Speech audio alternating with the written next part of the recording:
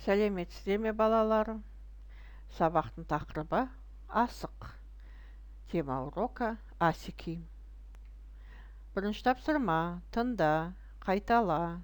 Первое задание. Послушай, повтори. Мынау не? Что это? Бұл асық. Это асики. Сенде неше асық бар? Сколько у тебя асиков? Менде 7 асық бар. У меня 7 асиков. Екінші тапсырма. Суретке қара, сана. Второе задание.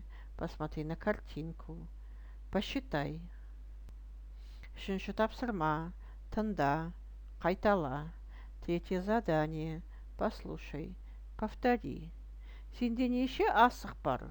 Сколько у тебя асиков? Менде 7 асық бар. У меня 7 асиков. Маған 2 асық берші. Дай мне 2 асика. Мне ал. На, возьми. Рахмет. Спасибо. Төртінші тапсырма. Бастыр. Сыз. Четвертое задание. Обведи.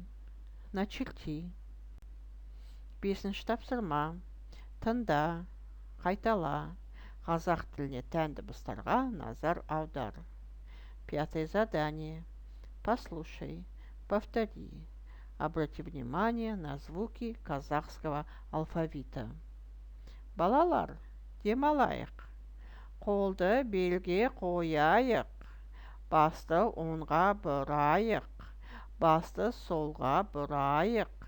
Бір отырып, бір тұрып, бір отырып, бір тұрып. Біз демалып қалайық. Сабақ аяқталды. Сау болыңдар, балалар.